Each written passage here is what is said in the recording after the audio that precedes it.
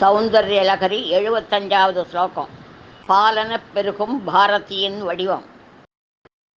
சவஸ்தன்யம் மன்யே தரணிதரகன்யே ஹிருதயதः பயः பாராவாரக பரிவஹதி சாரஸ்வதமிவ தயாவத்யாதத்தம் திரவிடசிசு ஆஸ்வாத்ய தவ யத் கவீனாம் பிரௌடானாம் ஜனனி கமனீய கவயித.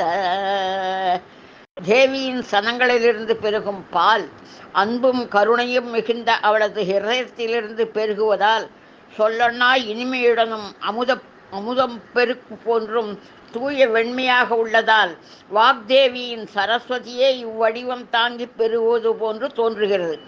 கருணை மிக்க உள்ளத்தோடு பாலுக்கு அமுத திராவிட குழந்தைக்கு தேவி தன் முலப்பாலை பருக கொடுத்த காரணத்தினாலேயே அவர் கவிஞர்களுள் தலை சிறந்தவரும் மற்றவர் மனம் கவரும் கவிஞனாக ஏற்றம் பெற்றார் என விளக்கப்படுகிறது.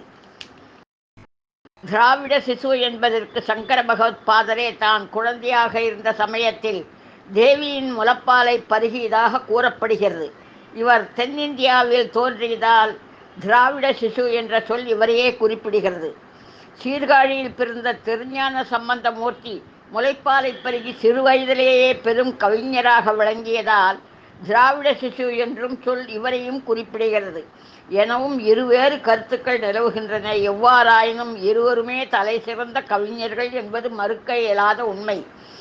தேவியை இவ்வாறு தியானித்து பசும்பாலில் ஐம் என்னும் பீஜத்தை எழுதி அதை பூஜித்து அக்ஷராபிய காலத்தில் குழந்தைகளுக்கு பருக கொடுப்பதன் வாயிலாக அவர்கள் சிறந்த மேதாவியாக ஆவார்கள் என்பது உறுதி. இதற்கு ஒப்ப அபிராமி அந்தாதி பாடல் 9. கருத்தன எந்தை தன் கண்ணன் வண்ணக் கனக வெற்பில் பெருந்தன பால் அழும் குழந்தை பிள்ளைக்கு நல்கின பேர் அருள்கூர் திருத்தன பாரமும் ஆரமும் செங்கை சிலையும் அம்பும் முகுந்தன் முரலும் நீயும் அம்மை வந்து என் முன்னே நிற்கவே.